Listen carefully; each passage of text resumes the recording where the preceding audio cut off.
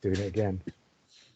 You are watching or listening to Strangers in Space, and in this episode, we are going to be talking about Eve of the Daleks, so you don't have to. Hi, I'm JR. Hello, I'm Lee. I am Matt. I'm Simon. And so it's 24 hours later, but I'm guessing we've probably all seen it just the once. Yes. Once is enough. There are nods. Yeah. What do you mean once is enough? Okay, Lee. Ooh. First impressions. Hang on. Yeah. I mean, most of my timeline, apart from the usual suspects who hate everything anyway, most of my timeline is filled with people who are enjoying that.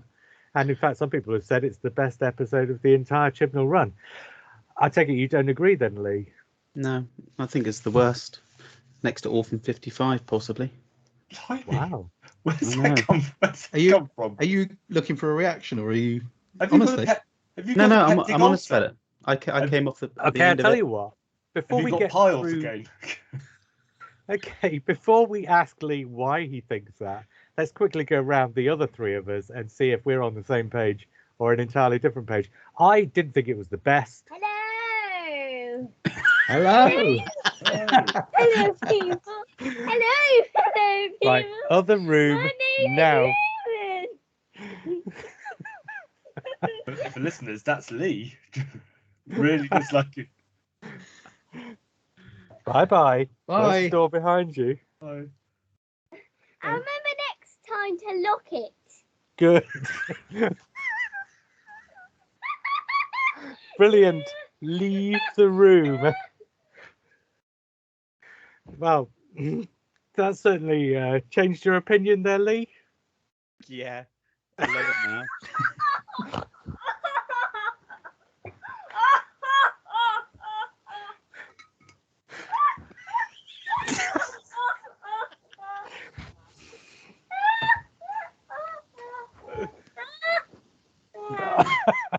Right, it'll be bedtime sooner than you think if this continues. This is the best episode ever.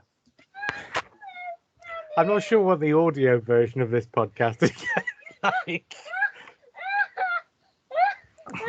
Just put him on.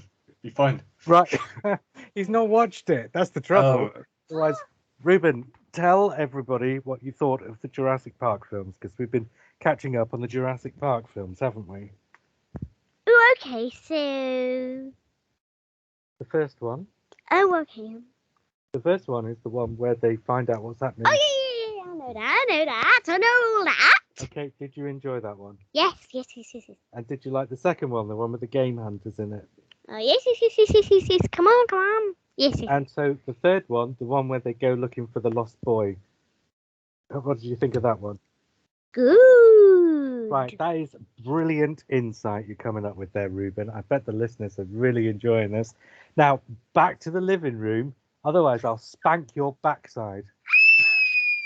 Do you even know what that means? Okay, right. I've got 10 seconds before he's back. Simon, what did you think? It was potentially really good. It was, but I thought it was flawed, but good. Okay, and I'm probably in about the same place as Simon was. Matt? yeah, I thought it was good fun. It was fine. I didn't have much complaint about it. I really just want to find out what's raised Lee's blood pressure after a whole of flax. Right, I'm going to mute myself so you three talk among yourselves. Oh, Something. nice. This is all we need. Remember this. Bye-bye. Bye. Bye. Bye, Ruben. They all say goodbye. Bye. Go. Go.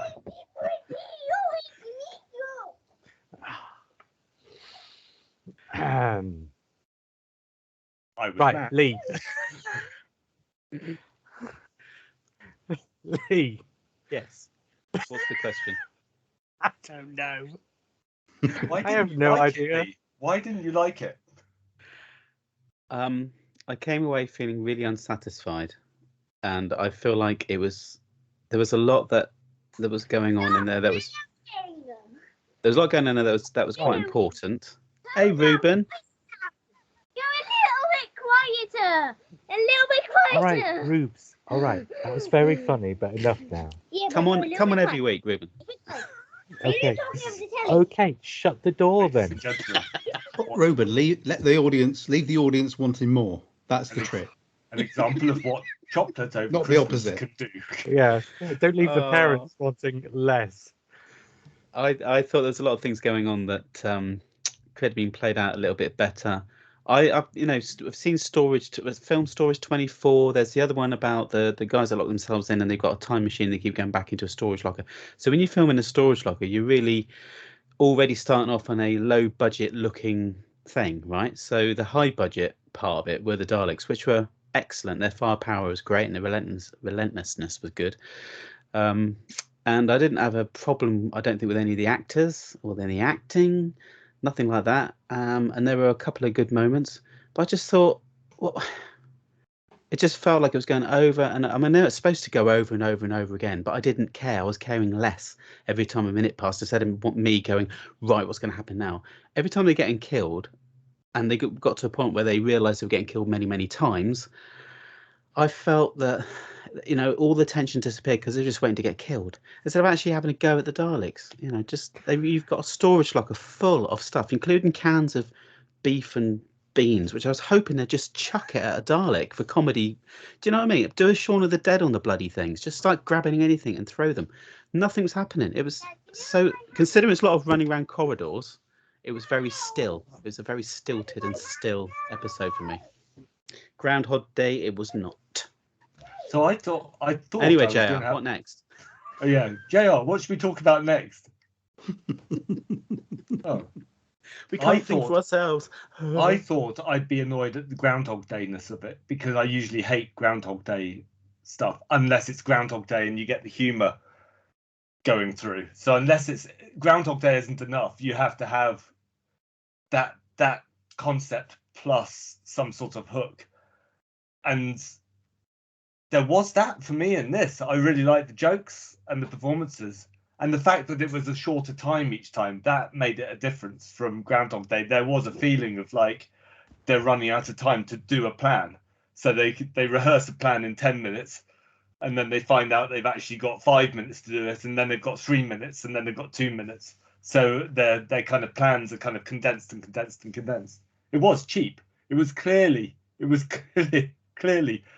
really cheap episode to make and a really quick episode to make because they could film all the scenes in this place at once, all the scenes in this place at once. It must be one of the cheapest. Well, I don't know. I think the budget went on that imploding building at the end because that was a brilliant effect. yeah, that was good. It was probably just about, well, apart from the extermination effects. You go on a podcast there, so even Okay, Ruben, thank you. The test of JR's patience. This is not going to stop. JR blood pressure at 70%. What was I in the minute? Oh yeah, apart from the extermination effects, there weren't too many other effects though, were there? It looked to me like this was saving money ahead of doing the China episode, right? Where Wales is standing in for China, but presumably Wales is probably the best part of the United Kingdom to stand in for China, apart from maybe the Highlands. So I don't know. This probably was saving money for that, because kind of that's how it goes. So given that it was such a cheap episode, I thought they filled it really well. My big objection to it would be, yeah, it was a cheap episode and it wasn't really worth 60 minutes of your time. Probably it was worth about 45 or 50. But given that, I thought for the 60 minutes that it filled, it did a decent enough job. Going back to what Matt was saying, and assuming what I missed was what I think I missed of the conversation, yeah, they set up a premise where you've got like 8 runs at this essentially, or 9 runs at this, haven't you? And each one is a minute shorter than the last. They didn't do it like 42, so it takes place in real time. The one that was 5 minutes went on for 15 minutes. The one that was 10 minutes went on for 6 or something like that. But, that's television grammar for you. But the point was, they had about 8 or 9 runs at this. And as Matt was probably saying, I think I missed it, what you had was 3 goes to work out what was going on, 3 goes to work out what to do about what was going on, and then 3 goes to perfect it. And what I really liked, because they worked out with about 3 goes to go what they needed to do, what I really liked was on the very next go, everything went tits up and they lost a go. It's true. Very true. Mum will never let you go on a podcast again. All right, guys. Never. You talk amongst yourselves again. So, Simon, it's your turn to start. It's my turn. Okay. I think it had a lot going for it. I think the Daleks, the new guns, the new weapons were brilliant, really effective and dynamic. I thought the guest actors were brilliant. Ashleen, I can just about pronounce her Christian name without going to her surname. And I thought they were really good. I thought they were stronger than the regular cast. I thought it was the first genuinely funny Chris Chibnall script, and that was to do with delivery. I thought when it was suspenseful. The problem I had was it was like getting on a roller coaster, and then somebody just before the last really big loop decides that they want to get off, and the whole thing slows down, and it keeps happening lap after lap, and that it felt like, because you've got these ever decreasing little pockets of time, which is a brilliant device, that should naturally increase the tension, increase the suspense, but it felt like they were out of order. So I did think it was really good that like JR was saying, that there was that point where it sounded like they got it sussed and they were going to do it, and we were going to see the Daleks completely in the wrong place in the unit, and that didn't happen, and that was great. That was that lovely little moment you get at the end of the story where you think all is lost, that moment in the story, which is great.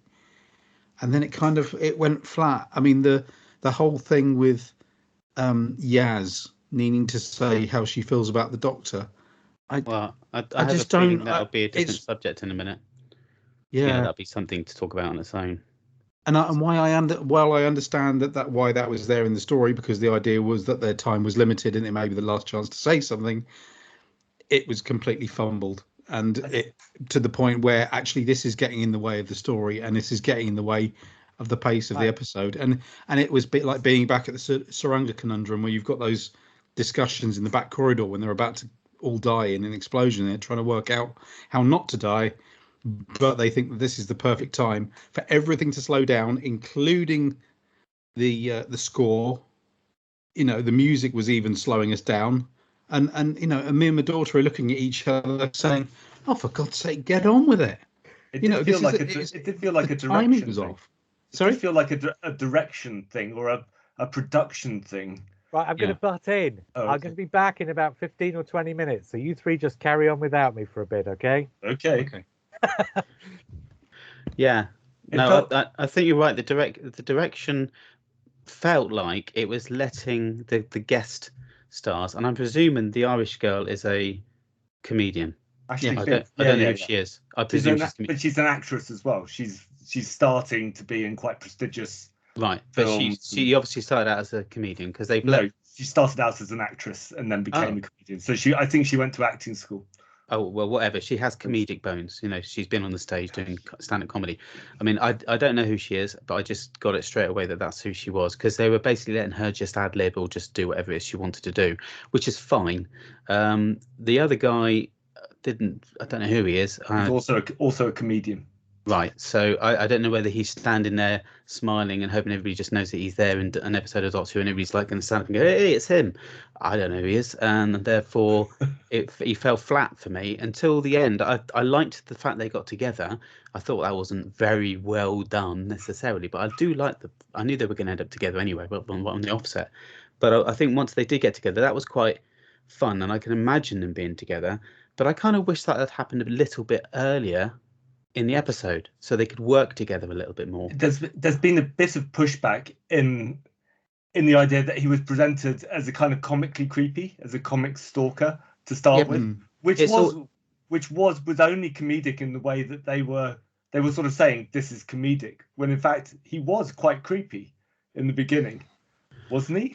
Yeah. The whole thing is It's toned wrong. I think for him anyway. I think what Simon was talking about. Sorry, Lee, did I interrupt you? No, sorry. I'm looking at my microphone. It's creeping up on its own, and it seems to be getting louder and louder. And I'm not even touching it. Are you going to have to go away for 15 minutes and it's just going to be? No, I'm just going to have to speak quite more quiet. It's just creeping up. It's weird. What Simon was saying about, I agree about those moments of sort of silence and conversation, which normally I like in Doctor Who because they kind of give balance to but they get in the way of the fact that they've now got a minute to solve this problem and then they stop and have a conversation. I wonder if there was a kind of a presentation issue with the time loops, and if they'd done something. Can you remember with Mummy on the Orient Express when they had that clock that Lee probably hated because it was sort of fourth wall breaking and conceptual? If they'd had that kind of device in this to make it clear which loop you were in and what their time limit was. And JR said it wasn't done in real time, but if they had done it more in real time and made it more of a concept, you would have got more of a sense of structure and concept. But actually, every time the time loop resolved or the time loop happened again, I didn't lose track of where they were, but I didn't care where they were. I didn't really care what they had. They just had an endless amount of time to solve this problem. Right. So if you add up what you've just said and what Simon's just said, then that kind of equates to how I feel about the entire episode. But the difference is, I really like Aisling B, and I thought she delivered, and I don't think she improvised. I think the script she was using was the normal Chibnall script, but actually she was making it work with her performance. Yeah. I mean, and she was actually leading the other performers to make it work. So my points tonight will go to Jodie Whittaker for being the Doctor as always and trying to hold it all together, and then to that woman there, that comedian woman. What it won't go to is the guy with the dreads who didn't have a story or a character that I believed at all. Maybe he needs to workshop him more. And then Yaz and our Liverpudlian friend who I've forgotten the name of already, Dan, because neither of them had F all to do at all. I didn't think Dan had anything to do until he became the bridge between the Doctor and Yaz to bring out that kind of conversation. Fantastic. I'm so glad that happened in the 1 hour's worth that we were watching. He had a handful of flipping fireworks. I was hoping they were going to replicate Attack the Block and just let off a few at a Dalek. Could they have not just done that? Someone got slippers he didn't like for Christmas. One thing I was disappointed in was it sounded like they were going to remodel the TARDIS. And I thought for a second we're going to see a brand new TARDIS console room for the specials. This is great. Oh, can we go back to the Capaldi version or a hard one? And then they come in at the end and it's exactly the same. And I really like the broken down TARDIS, and they've just remodeled it. And this is the TARDIS I don't like. It would have been really great for them to spend the next year with like the console hanging from the ceiling or something. Yeah, it would have been great. Yeah. I thought that was going to be a real plot point. The TARDIS falling apart as Jodie Whittaker reaches her end. But strange choice. Yeah. I did find it a genuinely funny episode, though. I mean, I'm sure JR wants to talk about it when he gets back. But that line, "I am not Nick," was just exquisite. Which line? Which line was it, Simon? I am not Nick. Meaning the Dalek says it, which is potentially an in-joke because the Dalek's either played by Nick Pegg or voiced by Nick Briggs. Yeah, got it. But we discovered it was actually not Nick Pegg. Oh, it was Barnaby, was it? I think so. I think somebody's asked him on Twitter. Right. Okay. So actually, the line makes more sense. Weirdly, if it's the Dalek talking, but if it's the Dalek voice talking, then it doesn't. Doesn't make sense. But that's a nice little in joke, isn't it? Which I missed, but now when I watch it again for the last time, it'll be quite amusing. But do you think it's the worst seasonal special, Lee? Yes. Really? Yeah, I prefer the Narnia one over this. I have to say, it didn't feel like a special at all. It just felt like another episode, and it felt like an episode that was an all right episode. I mean, every season has its moment. Every season has an Orphan 55 moment, does it? Practically throughout the whole of Doctor Who, censor rights or whatever. But you can, So this is the one for me. Flux was great. I enjoyed Flux so much, and then this was such a letdown.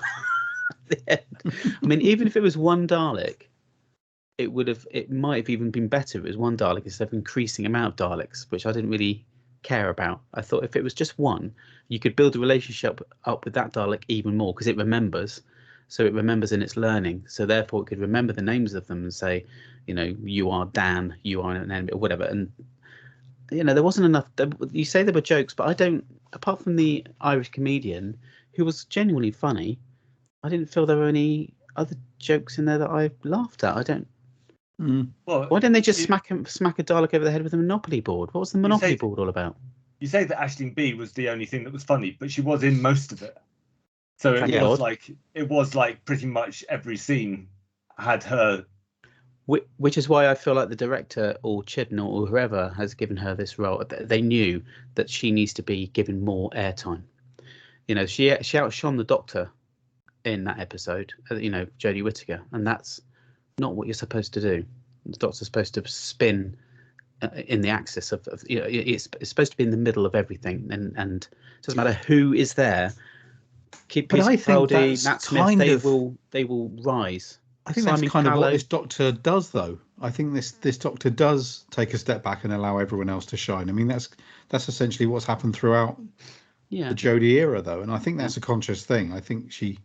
Yeah, I don't mean it as in that first season. Yeah, I don't mean it as in a writing choice or even an acting choice as such. I mean it as the fact that the Doctor is the centerpiece. It doesn't matter whether she stands back or not. She still has to be, you feel her presence in the room. You'll always feel the Tom Baker can stand in a corner and everybody's talking in a scene and you're looking at Tom Baker going, what's he going to do next? Because he has a presence. And I always feel the Doctor, even Peter Davison, could stand in a corner out the way or not be there, and you still know that Peter Davison is the Doctor. I've almost forgot Jodie Whittaker was the Doctor in this sometimes, and it was only when she came up close to the camera and did a few things, and you could see, oh yeah, Jodie's the Doctor. I kept forgetting. It felt like a Sarah Jane episode, but one of the average ones. And Sarah Jane is excellent. I think I agree. That she doesn't have the same kind of show person charisma that Pertwee or Tom Baker had. I think she's more of a Troughton, and I think Troughton, if you don't know Doctor Who, Troughton's that sort of actor that's in the background and then occasionally drifts to the foreground, and suddenly you realise that he's important and he drifts to the background. It's only because we've grown up with Troughton as this kind of compelling figure that he. But Troughton to Pertwee, that's like, well, as Tom Baker would say, a light bulb being turned on. But that's not to say that Troughton isn't that role isn't a great role. But also, I think I agree with Simon that this is the start of, or the continuation of, a kind of a storyline where the Jodie Whittaker Doctor isn't in control and she's struggling to be in control, and she's not being proactive, she's being reactive. And I think this is starting to turn into that's on purpose. It's not just they haven't written her right. It's that's the Doctor that she's playing. She doesn't know how to cope with the things that are going on around her, or with her companions, or with keeping people alive. And I think that's so. I mean, I can kind of see it both ways, really. That you kind of do want an actor that you can't take your eyes off, but at the same time, you want an actor playing the character that they've been asked to play in an interesting way. I know, and I sorry, just quickly, all the way through Flux, she was really good. She was strong, and I have enjoyed her Doctor, not as much as others, but I have enjoyed her Doctor. But this particular one, there was another one actually where she just almost doesn't matter what she does, she's not strong enough. It doesn't pull me in. And when you have somebody like the Irish comedian Aisling B, she is really famous. She's actually in the tradition of quite a prominent recent star being in a Christmas special like Greg Davis and so on and so forth. Okay, don't know. This pop culture stuff, it just television. I don't watch television. I listen to my vinyl. What I want to say is that I feel I've been largely negative, and I don't want to be, because I'm largely positive about this episode, that it had a lot going for it that I really enjoyed. I did enjoy it. But it's that irritating thing of it being kind of spoilt because things are fumbled. And for me, it was that the parts were there and they were in the wrong order. And and there was emphasis on things that I did feel that the thing with Yaz and the Doctor kind of got in the way, and it was on the cusp of being an interesting scene, particularly when Dan then went back to the Doctor about her feelings, and the Doctor did that thing of almost like trying to pretend like she didn't understand, and it wasn't something that which should be bothering her at that point in time. And I'm thinking, yeah, it shouldn't be bothering you at this point in time, because we're trying to survive some the deadliest the Daleks have been in for a long time. I don't want to sort of underestimate how brilliant I thought the Daleks were, that they were suddenly really menacing, particularly when the lights went out. Suddenly there was a gear shift, and the whole episode suddenly was like, oh my God, this is really tense. This is really good. And then it kind of went again and went floppy. I think I agree. I think it is easy to criticize, but also I found it easier to enjoy than the end of Flux, because the end of Flux was complex and it was in your face and it was spectacular, but it didn't have enough humor for me to carry me over the potential plot holes. And I don't know if they're plot holes without seeing it a second time. But this one, I think a performer or a set of performers delivering comic dialogue in a way that makes me laugh is more than enough to carry me through happily over any degree of plot flaws or structural flaws. And also it was more linear. It was much simpler than the end of Flux, and I think there's room for things like Flux, that complexity. But this felt like a kind of, and it's a cliche to say palate cleanser, but it felt like a breath after Flux of telling a story. Ironically, for a time loop story, this was a very linear story. It was literally on levels that they had to get to. It was like a computer game. It was like a computer game. It's imagine if Stephen Moffat had done this, he'd have had them meeting each other halfway, going the opposite direction in time, and that it'd have pulled it off, wouldn't it? That would have been interesting and funny. And that's what I think was missing. There was so much in and around this episode that it's, instead of just talking, which we seem to get always with Chibnall, just talking about what's going to happen next and how we're going to do it. Just go and do something. It doesn't matter what it is. Even there was a lot of running down corridors, which is probably the point. Very Doctor Who is probably the point. But there was too much running down corridors. You don't, if you take out the minutes of running down corridors, it's probably about 8 minutes of the actual, and in those 8 minutes, you could have all kinds of things going on. And we might as well talk about that. Yaz. And the Doctor thing. Did you like it rather than the delivery of it? Did you like it in theory? Like what? The fact that Yaz has the hots for the Doctor. Yeah, no, I don't. Yeah, I don't mind that. What I think's been really mishandled, and probably Simon might think this. Well, he did say something similar. I think is that I haven't seen any evidence of this crawling up through the series. I might have missed a few towards bits. The end of Flux, Yeah, towards the end of Flux, which is towards the end of the whole run of the new Doctor Who and the 3 series. But surely after one season, Yaz might have had something going on, and it feels like it's an afterthought. Whereas with Rose, you could tell straight away that she was like, "This Doctor's a bit naughty. He's interesting," and you could see it gradually growing. And when Rose and the Doctor, they fell in love, and I felt it. I felt really, I don't know about you guys, but I was really emotional when Doomsday happened. It's like, it was like, wow. But if Yaz and the Doctor, and then no doubt they'll have a snog, but when Yaz and the Doctor get together and then they're pulled apart again, I don't know whether I'm going to care. And that's a sad thing. So I think in retrospect, you can see it happening with the, I'm trying to remember which ones it is. I think the last Christmas special, is that the one that still had, was that the last Bradley Walsh one, where the companions have been left on Earth and they've been kind of waiting for the Doctor to bust out of her prison, her Jadoon prison. You can see it a bit in that, with Yaz being the one that's really kind of pining for her, and the one that's really missed her, and the one that goes. So that starts it, and then through Flux, you can see it developing because. But not as a love interest, as a friendship. Yeah. At the end, certainly by the end of Flux, it's clear that they are a love interest. Her reaction to it, and there's a whole conversation between them where Yaz can't quite bring herself to say it.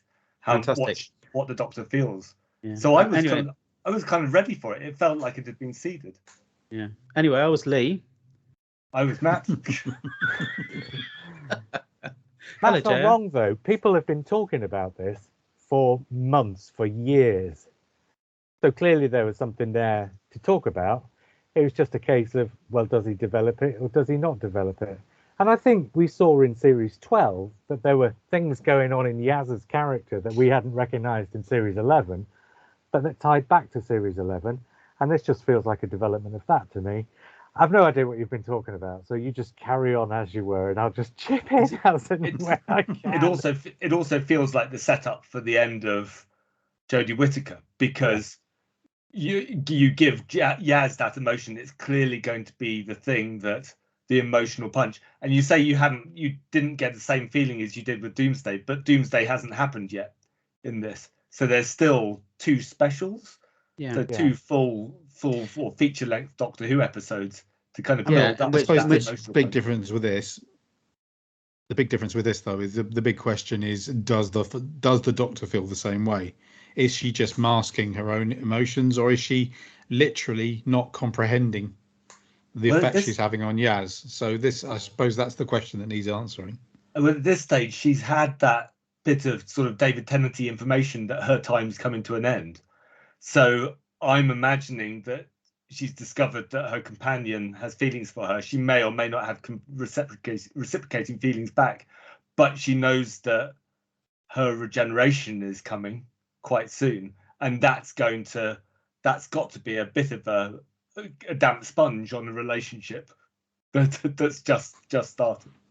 Yeah, and on that point as well, yes, that's true.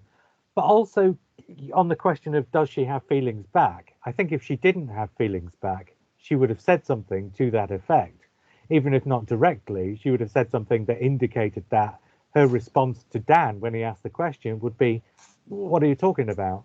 But as it was, he brings it up. And Jodie Whittaker's response is to sort of try and brush it aside. You don't brush something aside unless there's something to be brushed aside. So yeah, on that point, I would suggest my response to it was to think, yes, she's got feelings back, but she doesn't want to act on them, or doesn't know whether she should act on them, A, because of the forthcoming regeneration, but B, because of the thing that David Tennant said in School Reunion. She lives like a giant's life next to a mayfly's life. So to reciprocate those feelings would be as cruel as anything else. So maybe that's the balance that she's weighing up. Maybe she makes a decision in the very final episode just ahead of the regeneration, and that's going to be, as Matt says, or as Simon says, whoever it was, the Doomsday moment. As things stand, we're currently in fear.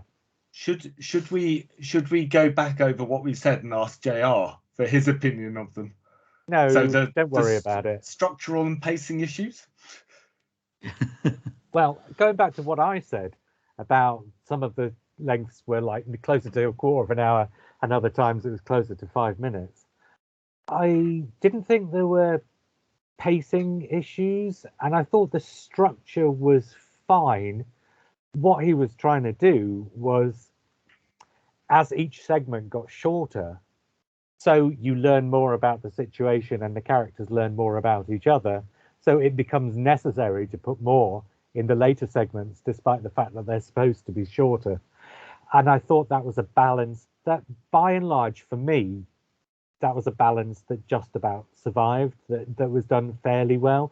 I didn't think, despite the fact that some of the later segments were clearly overrunning, I didn't think they outstayed their welcome. So although I thought it became less and less realistic that they got as much done in the time as they did, what I kind of assumed was happening in my sort of, literary agent thesis head, as it were, is that in the earlier segments, we were fast forwarding through certain bits. in order to get to the all-important stuff.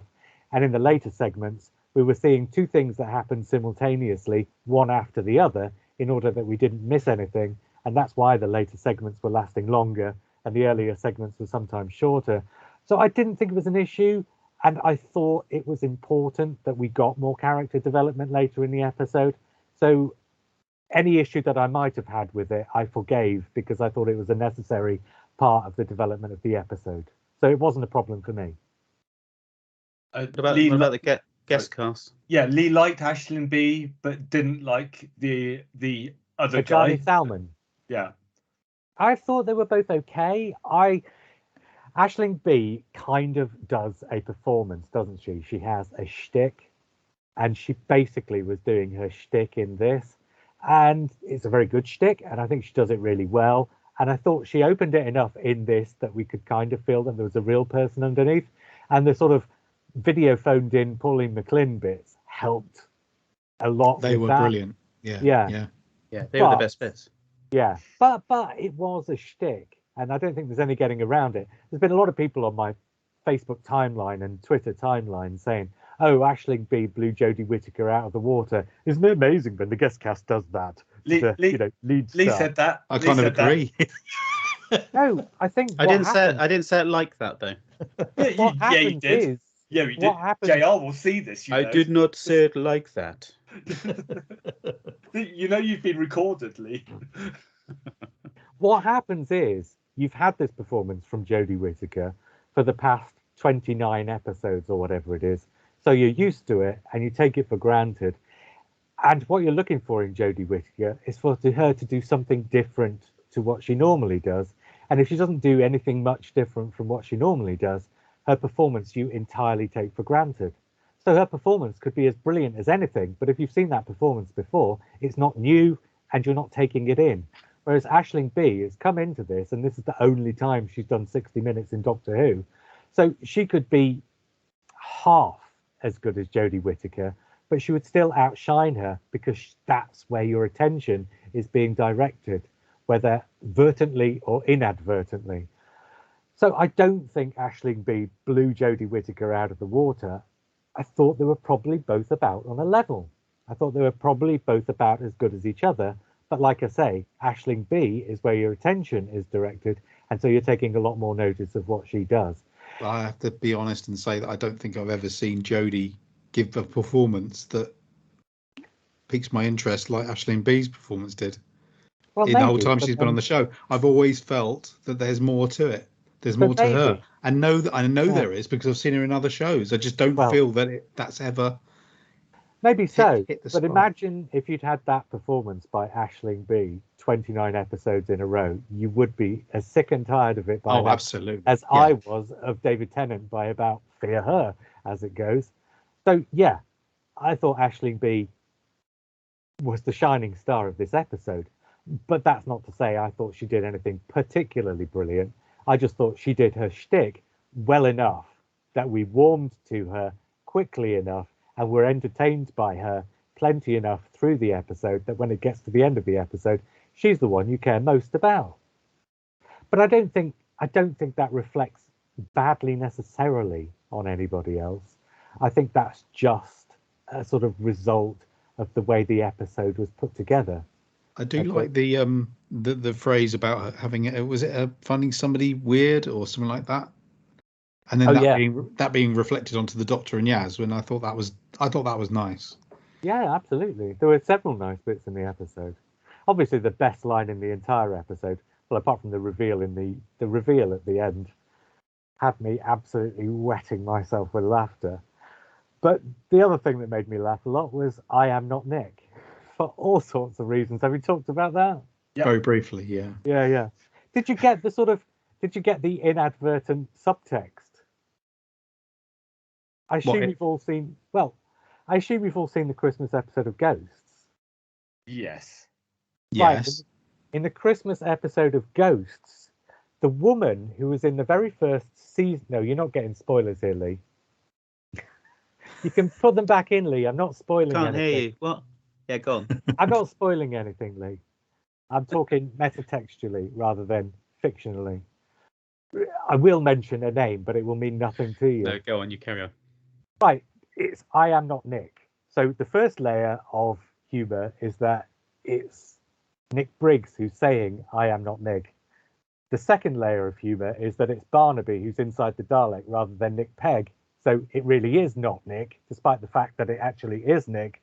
And the third layer of inadvertent humour, which struck me like 2 minutes later and made the whole thing even better, accidentally, entirely accidentally, is that Chris Chibnall moves the seasonal special from St. Nick's Day to New Year's Day. In other words, the seasonal specials have been not Nick ever since he did that. But when he did that, he cast in the lead role in that first of those seasonal specials, the lead actress from Ghosts, who spent this year's Ghosts seasonal special running around after a character called Nick, who wasn't the Nick that the first character who saw the character called Nick thought Nick was at the start of this year's seasonal special of Ghosts. And that was a whole level of humour that was entirely accidental, but that I couldn't stop thinking about for the rest of the episode because it was just so perfectly timed in every possible way. It was just bizarre. But anyway, yeah, so that was my favourite bit of the episode, by far. What about Dan's involvement in this one? I liked the moment where he said, "Oh, you saved the universe last week, so I guess it's my turn to do something," and that seemed. He pointed at the fans. Hey, pointed at the fans. Yeah, as much as anything else. Yeah. It was kind of 2/3 of the way through the episode, and maybe could have done with being a little bit further towards the end. But I don't know. I'm nitpicking now. If I hadn't started already. I think this has been a thing throughout Chris Chibnall's time, an issue if you want it to be an issue and not an issue if you don't. And we talked about this when we talked about Series 11, about whether everybody has a thing to do in every episode, whether they need a thing to do all the time, and how Chris Chibnall has taken Doctor Who back sort of to the 1960s, where you'd have several companions and they wouldn't all necessarily be involved proactively in the stories, and sometimes they were just there for things to happen around. So that in a Russell T Daviesy kind of way, they can be there to be the voice and mind of the audience, reacting to the stuff that's going on around them. And I think Chris Chibnall does that. I think he has people in there just to react rather than to proact, as it were.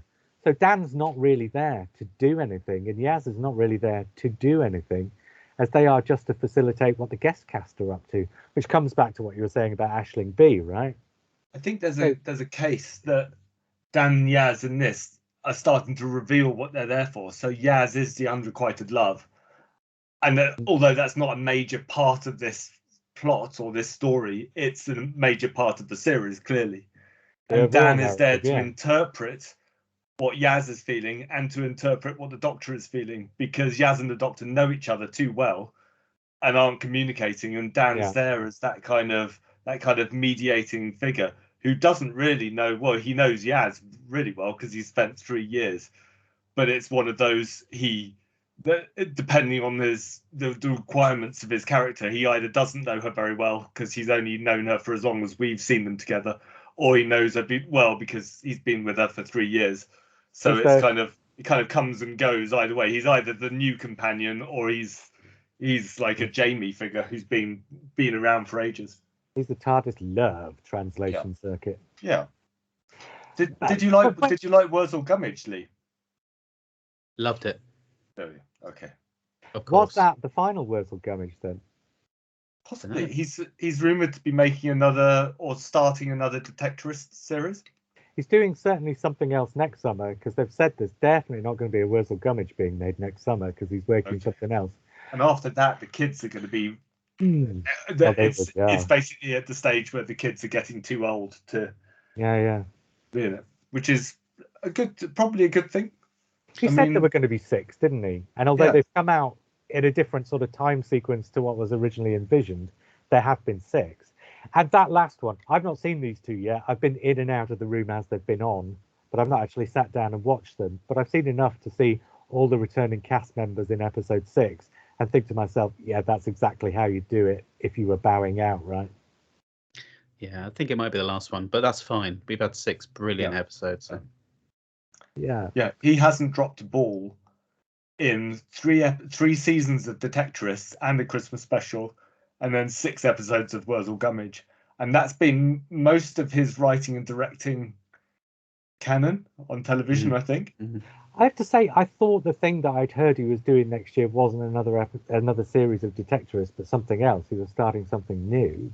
It's But only then it could it's just- only a kind of a like a social Grimace. media message where he said it's starting to be time to get the gang back together. And I think it was Okay. around the time he was in Wurzel Gummidge with Toby Jones. So Toby Jones played six parts in the Guy Fawkes Night one. Oh, I've just finished. I've been catching up on Detectorists, and I've just finished it this week, actually, as it happens. Do you like it? Yeah, I've got to say, at the risk of turning this into a Mackenzie Crook review episode instead of Eve of the Daleks, yeah, I liked it. But not as much as you. I find I've also been catching up on Ghosts, and I've watched through the entire series of both Ghosts and Detectorists in the last sort of 3 or 4 months, and both of them I had the same reaction to. I really enjoyed them while I was watching, but I didn't feel compelled to go on and watch the next episode generally. So I was quite happy sometimes to wait a couple of weeks before I got on with the next one, rather than sitting there thinking, oh, I've got to go to bed at some point. So yeah, I really enjoyed them, but not so much that I felt compelled to carry on. Having said that, when I got to the last 3 episodes of Detectorists, I did watch all those 3 on the trot because, as well as you obviously know, that's a storyline that's actually heading somewhere at that point. And it would be interesting to find out what happens after that ending the way it does end. But then I kind of also think that it's a good place to leave it so that you never do find out. So I'm just 50-50 whether I want there to be any more. And anyway, at the risk of... So is there anything you didn't cover in Eve of the Daleks? Well, apart from the post-credit reveal. Oh, yeah. I think we've Well, talked about a lot. Do you want to give the episode a score? And then we'll talk a bit about the reveal at the end and maybe sort of have a slightly wider conversation beyond that. There are a couple of other things we can talk about. We're recording this late enough that the viewing figures have come out. Have you seen? Do you want to know? 3.4 million, something like 3.21. Okay. Which is the 3rd lowest of the modern era. The other 2 being the Eaters of Light and the Lie of the Land. But having said that, it was 6th for the day on New Year's Day. And given where New Year's Day falls in the calendar, generally speaking, that probably means it'll still be top 10, because New Year's Day is one of those days like Christmas Day when everybody's at home watching telly. So it tends to be that whatever's in the top 10 on New Year's Day falls there or thereabouts on the weekly top 10. So although it was that low, 3.21, the 3rd lowest of the entire modern era, it still looks like it'll probably be top 10. And probably there'll be 1.5 million catch up. So it'll fall below 5 million, but probably not by much below 5 million. And given the way television viewing has dissipated and continues to dissipate, that's actually still pretty good. And let's be honest, when Russell T Davies comes in, a lot of people are saying, oh, Russell T Davies will have us back up to 8 million every week. No, he won't. It'll be around this level. It might peak at the start as sort of, publicity blitz gets people curious to find out what's going to happen next, but it'll fall again. This is where Doctor Who's probably going to be from now on, this and lower. That's just the way television is these days. Right, do you want to score this 1 out of 10 then? So, Lee, seeing as you're the one who... Okay. Well, if Jodie had grabbed hold of one of the rockets and lit it, a la Attack the Block, like she was in, probably a couple of extra points on top. But as it is, it's a 4. 4 out of 10. Yeah, and 3 of those is for the guest comedian. Okay. Did we notice, by the way, that Carl from The Woman Who Fell to Earth was in it? Yeah. You've mentioned that. No, we haven't. But... Oh, yeah. I saw him and I recognised that he was probably someone I should know. But it took social media to tell me who he was. Yeah. It's just an inside joke for those who are sort of keeping up, I suppose, isn't it? Plus, it was Manchester instead of Sheffield. So anyway, I'm going to give it a 7 out of 10 because I thought it was enjoyable and there were moments. I tell you one thing I really liked. I really liked the way they sort of solved it with the. Well, I already mentioned this, didn't I? There's that sort of. We've got 3 goes left, so we'll practice on the next go. We'll hone on the go after that, and then we'll get it right on the final go. And on the very next go, it all goes tits up. And so the practice go becomes the honing go. I liked the way, despite the fact that it wasn't an especially clever solution to the problem, let's just get the Daleks to blow themselves up. I liked the way that he actually logistically did that. So although I didn't think it was an especially clever ending to the episode, I thought it was a satisfying end to the episode because of the way it worked its way through. On the subject of which, there's a moment about halfway through where they talk about one of the characters, Nick. Oh, of course it's Nick because of the whole Nick joke, right?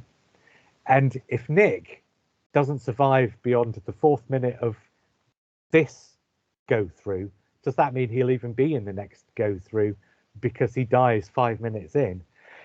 And I think there was probably a reaction amongst a certain amount of people that he shouldn't therefore have been in the last 4 goes through because they were all taking place within that last 5 minutes. But the whole point of that is in that middle go through, the one where it starts on the 5th minute, he survives, which thus means that he can be in the last 4 goes because they've broken the cycle of him dying 5 minutes into the cycle.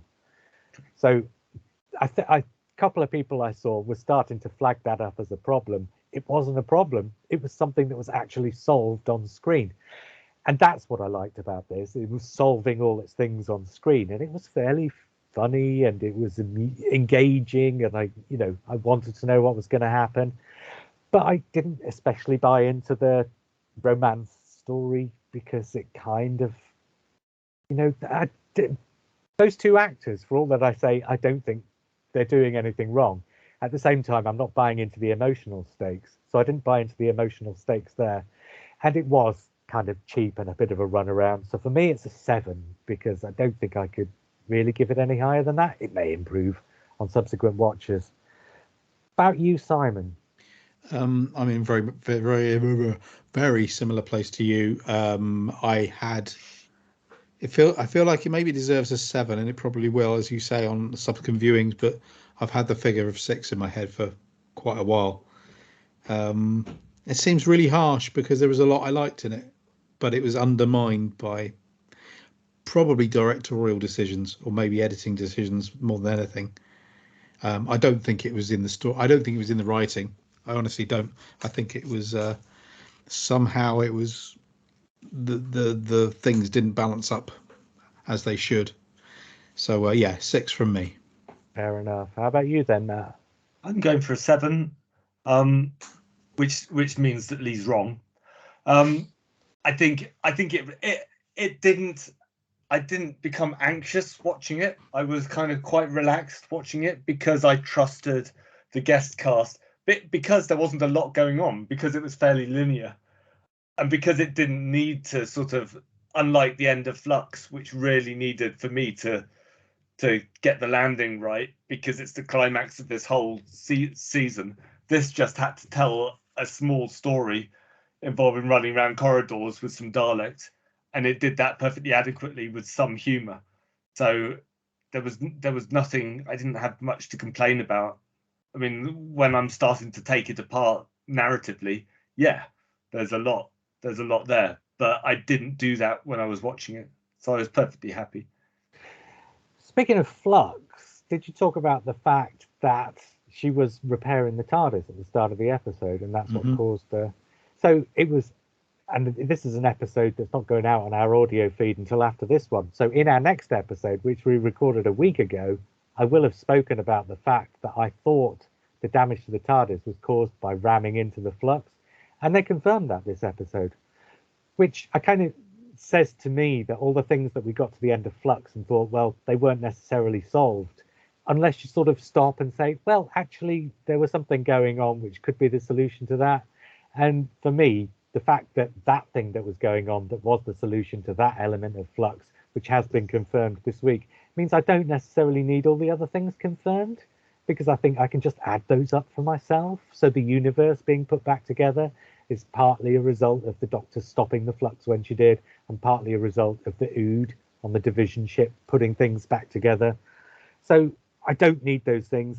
we may get more along those lines. I saw a rumor somewhere that talks about there being a scene either in the next episode or in the final one where Jodie Whittaker will talk about, helping to be putting the universe back together. Well, So that was me in the review that hasn't been released yet. Yeah, Because yeah. I'd mentioned somewhere that I'd heard that it was mentioned in the Doctor Who magazine that that still hasn't been delivered to me because of Royal Mail not posting redirected mail properly to me. That it was mentioned that was going to be talked about in this Christmas special, but I think what that they meant was her stuff Prepared about for the fixing the TARDIS Maybe afterwards, then, yeah. rather than fixing the universe. And as we were talking about, my disappointment with the whole TARDIS fixing thing was I was really excited about seeing a new TARDIS just for the specials, like a brand new designed TARDIS, because I thought they might spend the money they'd saved on the corridors and the guest cast. They could spend on a brand new TARDIS set. I wonder what they've done to it this time. I wonder what it looks like. It's exactly the same. So that's the episodes, console Matt. room we're going to have for the rest of the Jodie era, as far as we can tell. Two more episodes. Yeah, that's all it is. I think they had sort of spruced it up a little bit, hadn't they? Or is that just my imagination? I mean, it had been rolled in glitter, but it was still turd. That was the glitter app that they used. Yeah. Okay then, the Sea Devil. What did we make of that? It's amazing. I didn't know they made googly eyes that big. Yeah. Okay, first of all, what did we think of the way it was revealed? Because I was sitting there and I wasn't thinking, oh, it's out of focus because it's going to be something I recognise. I thought, oh, it's out of focus because it's going to be a new monster and we'll get the briefest of glimpses of it, not quite in focus, and oh my God, it's a Sea Devil. So I really loved the way they did it. And as I say, because I wasn't prepared for that and I was thinking somewhere else, and then all of a sudden, oh my God, it's a Sea Devil, I was absolutely wetting myself laughing. But not because I didn't like the design. I thought the design was terrific. And this time it is a head mask rather than something that sits on top of somebody's head, right? And that is a vast improvement over the originals. It's half, isn't it? So I'm looking at it here. Your eyes would still be around the nostrils rather than the old one, which would be in the neck somewhere. So it's a bit lower down. I'm going to bring it up. Yeah, I mean, I'm impressed. I'm impressed with that they've actually gone for a really they've gone for the original design. They haven't changed that much. No, it's a great design. It looks really nice.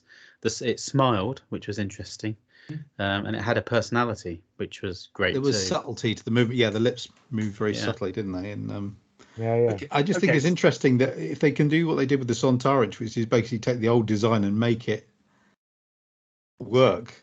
Yeah, I think then I applaud that. I don't know. We'll wait and see. One bugbear, which I don't know if it is a bugbear. A character, she calls them the Sea Devils in this, doesn't she?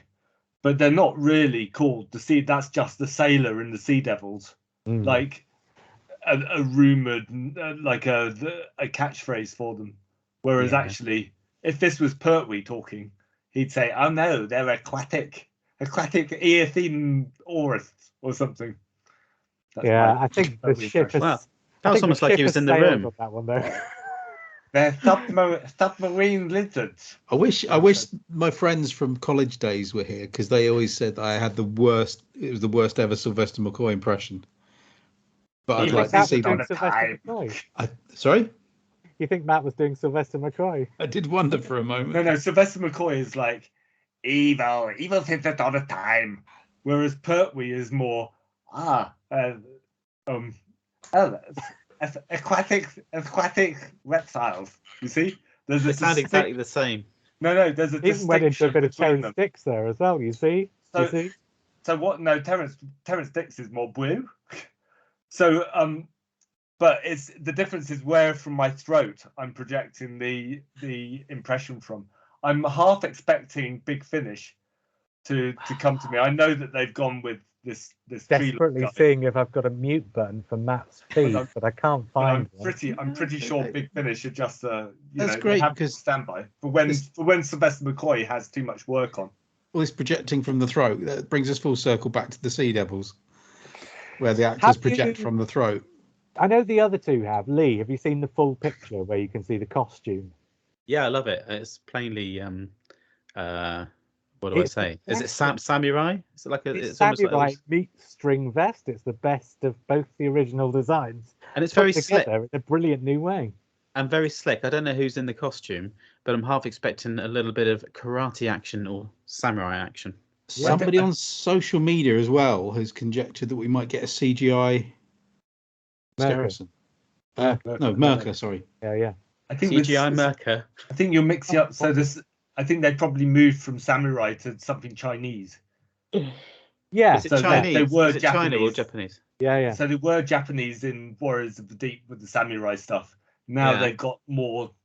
So they're sticking with Asia, but Yes, they've moved to China with this one, Oh, which works actually. I think if they can navigate the talons of Wang Chiang issues, which I'm pretty sure they can in the wake of Shang-Chi. Yeah. They just need to follow that model. And speaking of that, this is plainly influenced by those things. But the title, "The Legend of the Sea Devil," or not Legend of the Sea Devils, just Legend of the Sea Devils, I really like. I thought that was a really nice title for it, which gives it obviously it reflects things like Legends of Shang-Chi and so on. But also, I think it does it in a deliberate way that kind of feels natural too, and it has a ring to it that I don't think you quite often get in Doctor Who. So it's leaning into the sort of Eastern thing, because I think I would imagine that in Mandarin and Cantonese, you don't have a possessive pronoun a way of doing that, and you don't have because their alphabet is phrases rather than words, isn't it? So I'd imagine the reason why it's Legend of the Sea Devils rather than the Sea Devils Legend, which it wouldn't be anyway. But they lean into this kind of sentence structure because of the way their language is formed. And I don't think there's a word for the, so hence Legend of the Sea Devils rather than another way of saying it. So what I'm saying is another reason why I like the title is because I think the title reflects also the language and culture that it's reflecting in the episode. And this has got a Chinese director as well. So, I mean, I'm not saying this is going to be Doctor Who going all out to not be culturally appropriative, but to actually lead into doing the culture properly. But what I'm saying is they are at least making an effort to get things right. Also, it seems from this angle. It sounds like they're going for an actual Chinese person, historical figure. So it's going to be a sort of not a Rosa thing, but more of a witch finders thing. Yeah. Oh, right. I mean, there's a lot of demonology in Chinese mythology. So, I'm wondering whether or not they're going to pick up on a actual legend, like, the Loch Ness Monster over here or whatever. There may be an actual aquatic legend out there. Or there's a legend. Aquatic legend. Well, one of the legends that we've seen in films like Monster Hunt, both versions of Monster Hunt actually are sort of inspired by the same legend, is that the ancient monsters live in the same physical location, but in a different sort of astral plane. So things pass from one plane to another. And the Mila Jovovich P.S. Anderson thing is a really terrible version of that. But there's a Chinese film called Monster Hunt, which does that really well and with a lot of humor. It's kind of a kids film, but it's very violent, so not really for the smaller kids. And sadly, there's no English language dub version, I don't think, or there wasn't when I reviewed it. But yeah, that did it really well. And so I'm wondering if this will lean into that a little bit, because that falls along the lines of what you were saying, Lee, because I think that's kind of one of the big sort of myths that the Chinese have about monsters and such. And certainly the Sea Devils would fit that. That's the kind of monster that legend sort of encompasses. Looking forward to it. Yeah, I was going to look up and I forgot when the Olympics falls. In fact, why not? I'll do that now. Because the Olympics are taking place in China, aren't they? And so, not till No, hang on a second. It's not come up. Beijing 2022? No. Yeah, but when do they start? Winter The Olympics. Oh, they start on the 4th of February, and Chinese New Year is on the 1st of February. So I'm wondering if actually this special's a lot closer than we think, and it'll go out on the last Sunday of January or something like that. Because if the Olympics start on the 4th of February and end on the 20th of February, it makes more sense for this episode to go out just before they start than it does for this episode to go out at Easter after the whole thing's been done for a month. Because, I mean, presumably one of the reasons they're tying it in with China is because that's where the Olympics are happening. Whatever we might think of whether those Olympics should be going ahead or not, they are going to happen, right? Sure. So, yeah, I don't know. Go on, sorry. Did I interrupt you? No, that's fine. Has anybody anything else they want to bring up then? I had a nice Christmas, thank you. Not interested. Apart from the Doctor Who special. Which kind of spoiled it at the end there, right? What was I'm definitely not interested in hearing anyone else having a nice Christmas because I'm that selfish. What was your highlight of this Christmas, Simon? Oh my God. What was it? Well, for those who don't know, I went down with COVID just before Christmas. So our Christmas was, we haven't had one yet. But I have had some very nice meals made up of what was left over from the roast, because the roast tasted like washing up liquid on the day. My wife's an incredibly good cook. Don't she accidentally put washing up liquid in it? Well, yeah, no, obviously not. But to clean the COVID out. Yeah, this is it. The Trump method. Yeah. Maybe she's just trying to get rid of me. But no, but we have got a new puppy as well, so it's been fun in that respect. So yeah, it's been lovely. The last couple of days have been all right because I've come out of isolation. But yeah, your new puppy looks beautiful. Yeah, he's great. He's great. But yes, take the virus seriously, folks. Don't think that because it's not affecting you, it's not real. Oh God, no, absolutely not. Right, we'll be back then later this week to talk about Flux in an episode that we recorded about a week before we recorded this one. After that, should we have a couple of minutes on what things are going to be like going ahead? Because things are going to be different. We're going to regenerate slightly this year. So should we say what might or might not be happening? Because things are still in flux, as it were. We don't know quite what's going to happen. But I think to say essentially that our feed will more or less be following a similar pattern with the addition of Music Club to sort of get in there amongst everything else we do, but that the actual people who are going to be on the episodes will be rotating slightly more than they have been of late.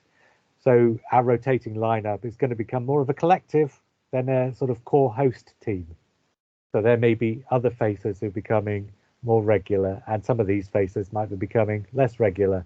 Although I'm hoping Lee is one of the former rather than one of the latter, because he's been so missing for us. And there he goes. Until we do all of these things, I was JR. I was Lee. I was Matt. And I was Simon. And we will speak again soon.